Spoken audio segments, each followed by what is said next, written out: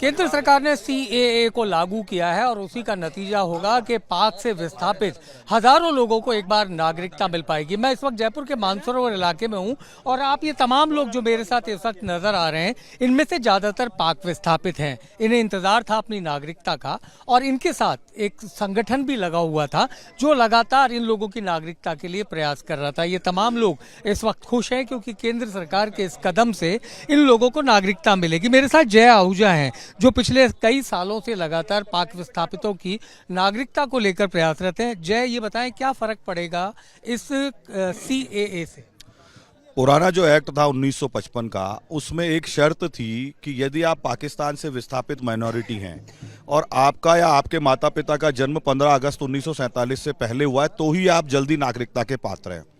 इसका base Nehru Liaquat pact को बनाने की कोशिश की गई थी।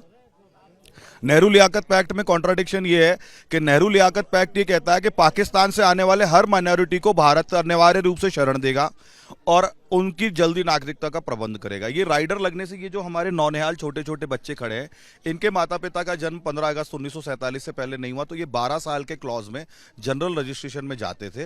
अब पूरे परिवार की नागरिकता के फाइल हम एक ही साथ लगा सकेंगे। पहले हम टुकड़ों में नागरिकता लेते थे, अब पूरा परिवार एक ही साथ फाइल लगाएगा। तो एक परिवार जो 3 चरणों में नागरिकता लेता था और उसमें 5 से 6 वर्ष लगते थे और ये प्रक्रिया 7 साल पूरे होने के बाद चालू होती थी, तो टोटल टाइम स्पान 13 साल था। वो टाइम स्पान घट के कुल 5 साल प्लस 1 साल 6 साल रह जाए। ऐसा कोई व्यक्ति है यहाँ जिसकी नागरिकता का मुद्दा इस नियम की वजह से अटक रहा हो? यहाँ पर ऐसे व्यक्ति कम ही हैं, लेकिन इनमें प्रोसेस में 3 चरणों वाली नागरिकता में गए हुए हैं। ये सारे बच्चे उसमें आते हैं क्योंकि पाकिस्तान एम्बेसी ने एक नया कानून लागू कर दिया कोविड के समय कि माइनर बच्चों को यदि भारत सरकार नागरिकता देना चाहती है तो भी हम उनका पासपोर्ट सरेंडर नहीं करवाएंगे क्योंकि माइनर बच्चों को अनुमति नहीं है अपनी नागरिकता छोड़ने। एक बड़ा कदम है ये भारत सरकार का। देखिए, इन बच्चों का तो जीवन बन गया। अभी हमने एक 12 साल के बच्चे के लिए जयपुर कलेक्ट्रेट से ऑर्डर लिए कि इनका पासपोर्ट सरेंडर करके आइए और इनकी नागरिकता ले लीजिए। उसका पासपोर्ट सरेंडर करने के लिए पाकिस्तान एम्बेसी ने मना कर दिया। तो इन सब बच्चों के जीवन में नई खुशहाली आएगी। ये भारत की मुख्य धारा में शामिल होंगे। जो भी परिवार भारत आता है उसका उद्देश्य अपने बच्चों को और अपने परिवार को बचाना और उनका भविष्य बनाना होता है। इन बच्चों का भविष्य इस कानूनों की अड़चनों में फंस गया था, इनके भविष्य के लिए नया रास्ता खुला है। डॉक्टर अशोक महेश्वरी, मुझे याद है इनकी बेटी ने मेडिकल किया था। डॉक्टर अशोक महेश्वरी, आपके परिवार में कितने लोग हैं और ये जो कानून बदलाव हुआ इसका आपके परिवार पर क्या असर पड़ेगा? मैं पहले तो नरेंद्र मोदी जी और भारतीय जनता पार्टी, आरएसएस और अपने प्रशांत अडलाकर जी, निमित कम के जय आहूजा जी, डॉक्टर ओमेंद्र सिंह, सबका आभार व्यक्त करूंगा। आज हमारे लिए ये समझो ये कि बहुत बड़ा एक मौका है जिसको मैं तो मतलब है कि खुशी के आंसू मुझे आ रहे हैं। तो मेरे परिवार का मिसाल मैं आपको बता रहा हूँ कि मैं और मेरी वाइफ, उसकी पहले नागरिकता हुई, पहले वाइफ की हुई फिर मेरी हुई। कुछ ऐसे कानूनी पेचीदगियाँ था, जैसे जय भाई साहब ने कहा कि मेरा जो पासपोर्ट था वो रिन्यू कराने के लिए उन्होंने कहा कि कंप्यूटराइज सारी दुनिया में हो रहा है, मगर पाकिस्तानी एम्बेसी कह रही है कि नहीं, हमारे यहाँ कंप्यूटर नहीं है तो आपको पाकिस्तान जाना पड़ेगा। तो मैं 9 साल में आई कैम 2014 जून में 2014 में मैं यहाँ आया और मैं जब 9 साल में गए नहीं, सिर्फ इसी वजह से मुझे जाना पड़ा बैक टू पाकिस्तान कि मुझे पासपोर्ट रिन्यू कराना है, मुझे नेशनल आइडेंटिटी कार्ड रिन्यू कराना है। तो मैं और मेरी बेटी जो हम नहीं गए थे तो वहाँ से हम रिन्यू करा के आए। अब ये है कि अब उनका कहना है कि अब आपके परिवार में भारतीय नागरिक कितने हैं, पाकिस्तान के कितने? मेरे परिवार में अभी मैं और वाइफ 2 और एक बच्ची मेरी रिसेंटली अभी पिछले हफ्ते हुई है नागरिकता। बाकी 2 बच्चे मेरे, एक गुड़िया बड़ी जो डॉक्टर मशल जिसको मैडम सुषमा जी ने सीट दी थी और नरेंद्र मोदी जी ने, और एक बच्चा जो 12th कर रहा है। अब उसकी समस्या ये है कि वो 21 साल तक का जब नहीं होगा तो पाकिस्तान का पासपोर्ट जो सरेंडर नहीं कर सकता। उसके लिए हमें अब 2 बच्चों के लिए मतलब है कि हमारी राह खुल गई, तो हम उसको जो दोनों को अब मतलब 3 हम घर के हो गए और बाकी 2 पेंडिंग में थे, तो वो इसके साथ ही हो जाए। पूरा परिवार अब भारतीय नागरिक हो जाए? होगा, बिल्कुल। आप ये बताएं, आप हैं भारतीय नागरिक? हाँ, भारतीय नागरिक। आपके परिवार में कोई है ऐसे? मेरा पूरा परिवार भारतीय नागरिकता ले चुका है। आप बताएं। हाँ, मैं पहले अपनी बात को रखने से पहले भारत माता की जय बोलूंगा। भारत माता की, भारत माता की, वंदे वंदे, जय श्री राम। आपका नाम बताएं। मेरा नाम राजेंद्र चौहान है और मुझे तो मैं 2004 में आया था और 2019 में मुझे नागरिकता मिली थी। जय भाई साहब के प्रयासों से, इनकी मार्गदर्शन में इन्होंने सहायता की और उसमें हम नागरिकता हो गई। और जो हम जो 2004 में आने के बाद जो हमने मुश्किलात उठाई थी, हमारे पास आईडी नाम की कोई चीज़ नहीं थी। 2016 में जाके हमारा जब मोदी जी प्रधानमंत्री बने थे, जब उन्होंने ये कानून में बदलाव किया, उसके बाद हमारे 2016 में हमारे को आधार कार्ड मिला। उसके बाद ही हमारे बच्चों को स्कूल में, आज हमारे को तो नागरिकता मिल चुकी है।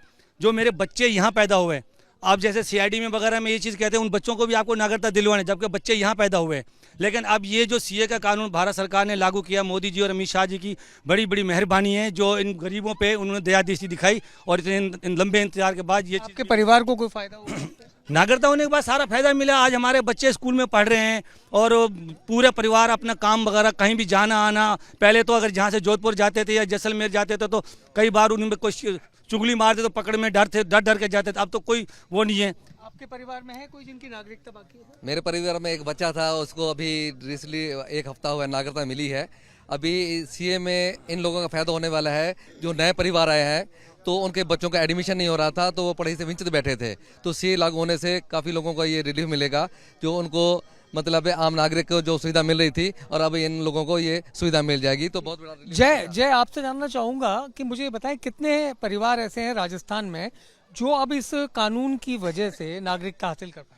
देखिए, जो पिछली बार हमने डेटा पूरा सिंक किया था और काफ़ी मेहनत की थी हमने, सीए जब आ रहा था तब हमने बेंचमार्क लिया था 31 दिसंबर 2014 से पहले का अराइवल। उसमें लगभग 16,000 लोग इसके लाभार्थी बनने वाले थे। चूंकि अभी भी जितना मैं पढ़ नहीं पाया उसको अभी तक पूरी तरह से, पर अभी भी अगर उसी को बेंचमार्क मानेंगे तो वो 16,000 लोग तो पात्र हैं ही हैं। उसके अलावा भी जो लोग बाद में आए हैं उनका भी समय सीमा कम हो गई है। अगर उनके पास वैलिड वीज़ा और पासपोर्ट है तो पहले की तरह उनको 3 चरणों में नागरिकता नहीं लेनी और 7 साल का वेट नहीं करना, 5 साल बाद सीधे नागरिकता को अप्लाई कर सकते हैं। ये तमाम बच्चे जो है ये भारतीय नागरिक हो जाएंगे? हाँ, अभी ये सब भले ही इनका जन्म भारत में हुआ हो, पर चूंकि ये पाकिस्तानी माता पिता की संतान है, इसलिए इन सबको नया पासपोर्ट पाकिस्तान एम्बेसी से लेना पड़ता है। इन सब की आइडेंटिटी अभी पाकिस्तानी है, हमारे लाडले बच्चों की। इन सबको भारतीय नागरिक बनने का मौका मिलेगा। मुझे लगता है माहौल बहुत खुश है, लोग देख रहा हूँ मैं कि जी, ये एक बहुत भावुक क्षण है। कोई काम आप जीवन भर करते रहते हो और इस देश में जहां सत्य को सत्य कहने की भी अनुमति नहीं है, जहां पे सिटीजनशिप अमेंडमेंट एक्ट के खिलाफ इतना प्रोपेगेंडा फैलाया गया, हमने 2 बातें कही जिस पर हम आज भी कायम हैं।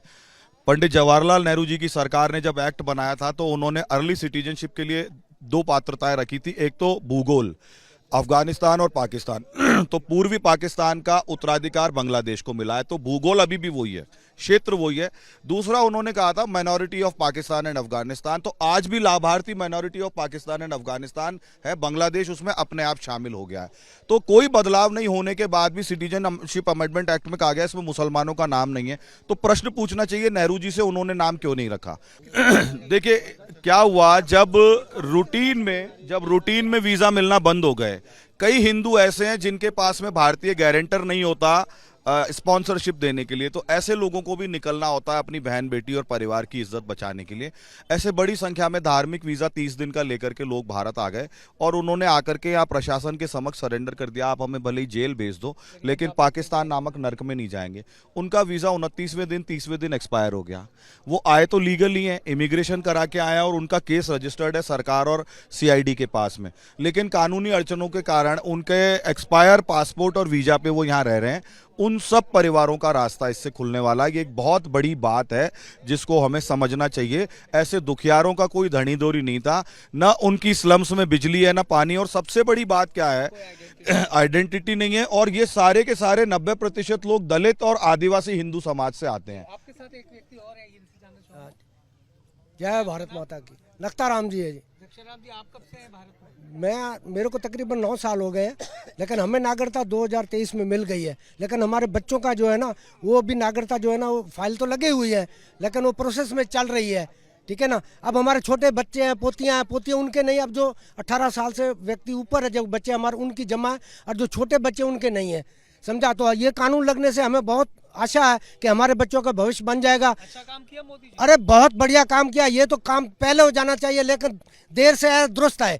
और हमारे बच्चे जो अभी नए आ रहे हैं उनके लिए भी बहुत समस्याएं, बच्चों को दाखिला नहीं मिल रहा है, स्कूल में बेचारे नहीं जा पा रहे हैं। धन्यवाद दे दीजिए मोदी जी। अरे बहुत बहुत धन्यवाद, बहुत बहुत धन्यवाद।